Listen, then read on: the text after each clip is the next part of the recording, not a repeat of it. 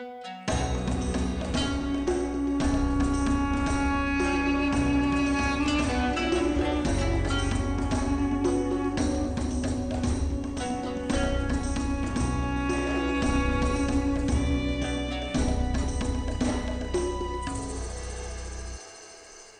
gamers, this is Liz Davidson from Beyond Solitaire, and today I'm going to be reviewing Halls of Hegra. This is a sort of solo tower defense game designed by Peter Schenke Olsen and published by Tom Pet Games. And I did buy it with my own money, so it is not a review copy. Alright, so here we have a setup of Halls of Hegra. This is a solo kind of tower defense game that also has elements of bag draw and worker placement and push your luck. So it's actually got a really neat mix of different elements of gameplay. So I'm just going to walk you through like the very basic version of what's going on. This is based on a true story of a bunch of ragtag people who had to go to a badly repaired fort, fix it up, hunker down, and try to survive some attacks from the Germans. And there are a few just kind of basic patterns to make this game work. One thing is the turn structure. So the turn structure is always going to work the same way. So the first 3 turns are going to be spent doing what's called mobilization. And that's where there can be some patrols that appear out on the map, but there are no German troops actually attacking you yet. It's kind of like Home Alone, where you know that the robbers are coming and you're trying to fortify your house. And so you have a very limited amount of time to do that. After that, you're going to weather the first attack, which has kind of got a limited structure for the Germans to attack you. And then you remove this board altogether and you have like a full-on assault on your position. But for now, we're just going to look at the options from the start of the game. One thing that's kind of nice is that you can kind of be walked through a lot of your turn, which is very pleasant. But what the game centers around really is these bags, these draw bags that are over here. So your main resource in this game is the soldiers and volunteers and officer, and there are also hunters and medics who can be recruited to your supply of people who can be placed out here to perform actions. So in order to get more of them, you're going to need to draw from the recruit bag. But the other thing that's going to the recruit bag is doubt, because people are really, really nervous about what's going to happen. So when you're drawing from the recruit bag, if you draw a doubt token, it cuts off your turn and limits who you're able to recruit. So in the early phases of the game, you're really trying to limit doubt and recruit as many people as possible. In the meantime, you're sending them to different spaces on the board to perform a number of different tasks. You're going to want to do a whole bunch of different stuff, and you just will not have the time or the resources. And I think part of the fun of the game is kind of seeing what your game state looks like and figuring out what you should lean into this particular time. But you can open supply routes, which means that you're sending people up to get these supplies. Supply also allows you to refresh your workers, and you're really, really going to want it. So basically, your different defenders are going to get tired. And only so many of them are going to renew on their own per turn. So you have to spend supply to get more of them back. Or, I mean, you can take a hit to morale, but I'm going to talk to you momentarily about why you maybe don't want to do that so much. So you can work on supplies. You can do things like repairing your defenses, repairing your gun. And once you've done that, you can start doing things like firing artillery and trying to prep yourself for other things that are coming up in the game. So, for example, if you want to, you can remove air tiles, which you may ultimately want to do. You're able to shovel snow and get special tiles out of the snow. So there's like another gun in here. There's all kinds of fun little surprises, and you never know what you're going to draw. You can promote defenders. So you can take your volunteers who are kind of and then make them into something a bit more advanced and hardy. And you can inspire, which means you can move your morale marker. There are also supply runs that are easier to do or not based on the weather, because that impacts your movement. And you're also kind of keeping track of morale. So your morale track is really important, because it affects your turn in the sense that if you're drawing low morale cards, bad things happen. If you're drawing high morale cards, you get really sweet rewards that also help you, kind of get through this really, really tough defense. There are also surrender conditions down here that help you track whether you're going to lose the game on a given turn and with what degree of honor you'll do so. So essentially, you win the game if you survive this entire set of turns all the way up to the last stand. But you're going to lose either if conditions drop so badly that you have a surrender, or if it is the siege stage and you have fewer healthy defenders than the required number that's indicated here on the surrender track. So you have to have a certain number of healthy people to carry on the defense in order to keep going, or for the game to be considered a win at the very end. I will note there's also a brutally limited infirmary with a waiting area that can get overwhelmed pretty easily if you are not being super aggressive about it. So after you've done your mobilization, this is going to flip, but let's just move it out of the way for now. The other aspect of the game is this kind of brutal situation where you have Germans who come in and they fill up various sectors. And as they fill up the sectors, they're also rolling to hit and to move. So that they can hit your defenders once you repair these positions. They can damage these positions, making you have to repair them again. And they're also moving up, injuring people, and you are just starting to lose morale really terribly if there are Germans that are too close to you. So trying to manage this area becomes crucial, and it also becomes increasingly difficult as the game goes on. Meanwhile, artillery can also come out here and put a real hurting on you. And if you want to do something about it, you're going to have to send your defenders out on like little supply runs, basically, where they can go and destroy the artillery, but there's going to be patrols coming out here that place them in extreme danger. One other aspect of this game that's very fun, however, well, it's not fun to get hit, but there is a hit bag. So a lot of things in here are built on bag building. Your recruit bag, your patrol bag, you kind of randomly draw patrols, you know more or less who's left if you're trying to track who might come out. You've also got a hit bag. And basically, as things appear on the map, you're going to add things to the hit bag that can be damaged. You're going to add things to the hit bag that can do terrible things to you. And you also sometimes have the opportunity to add misses to this bag, which makes it statistically less likely that you're going to just get completely wrecked when you have to draw from here. So these airfield tiles do bad things to you and can get added here unless you are using your artillery to do something about that. For example, when you repair stuff at your base, so for example, if you do gun repairs, these actually get added to the hit bag. So you pull from the hit bag later to see if things have been re-damaged that you repaired early in the game. And it creates kind of an interesting cycle where you know that you can fix things, but also they go at risk of getting hit again by going into the hit bag, which I thought was a very, very cool mechanism.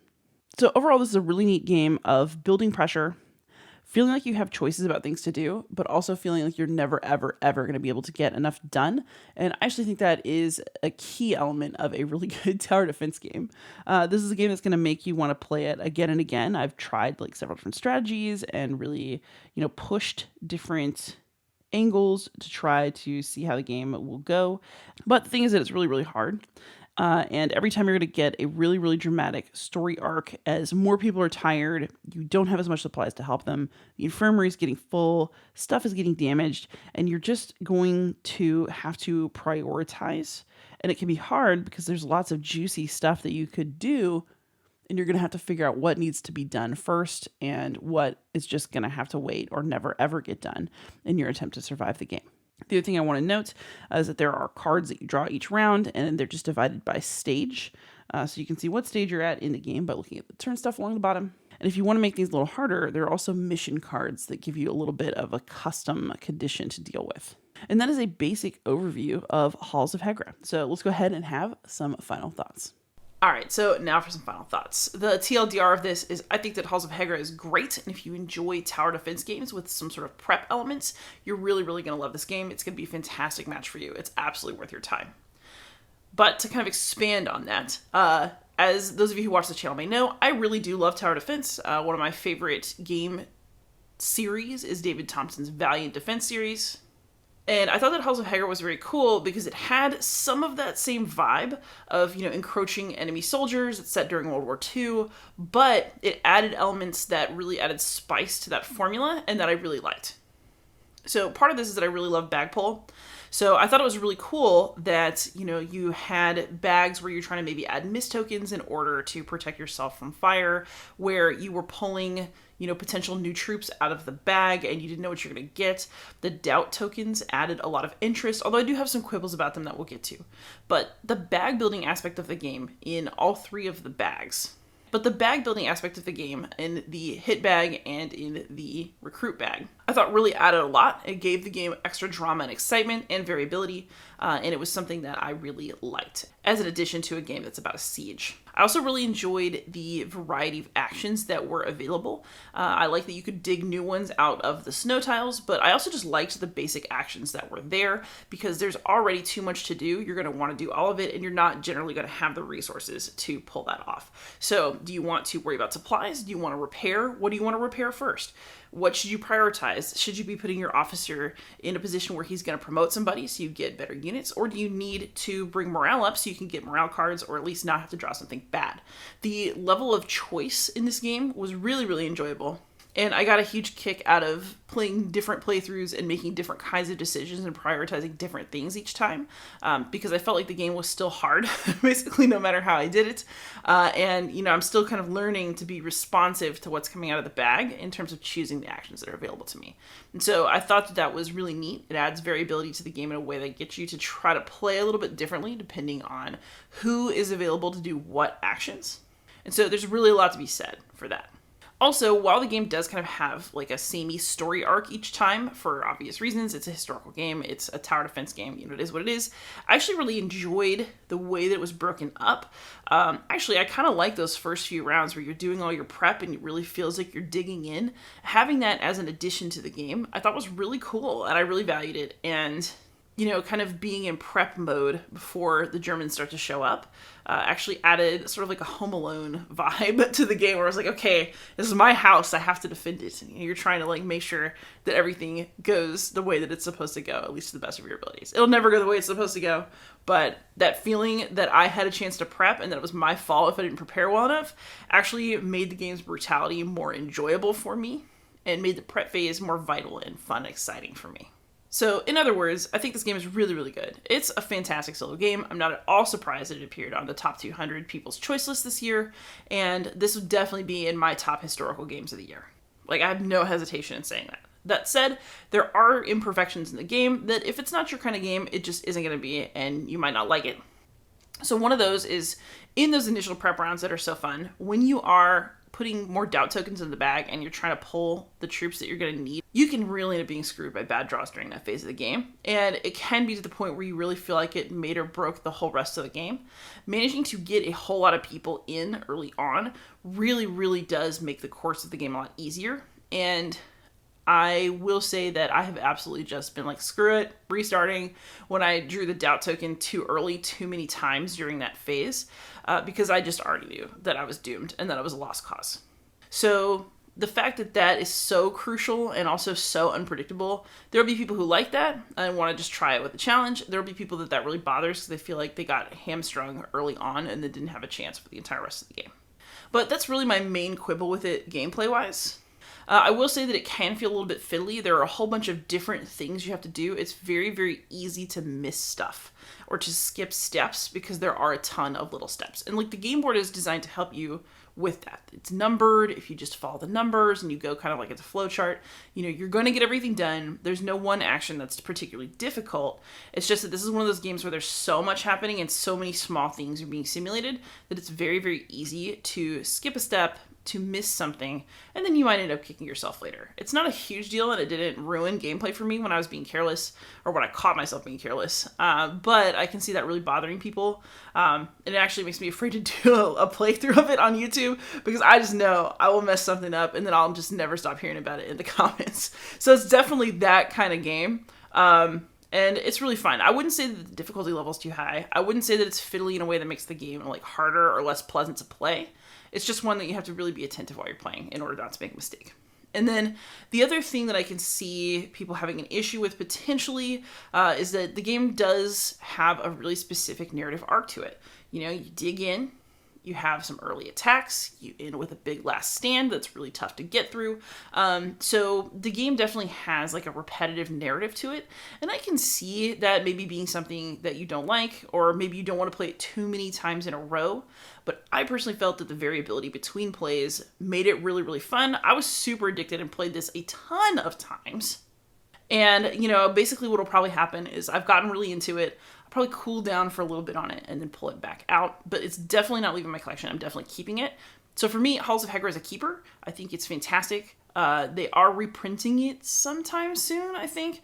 And if it sounds even remotely interesting to you, I actually recommend that you get it. This is totally worth my money and my time. And I'm very, very pleased with my experience of this one. So thank you so much for watching. Please like, subscribe, comment, ask questions, and most of all, happy gaming.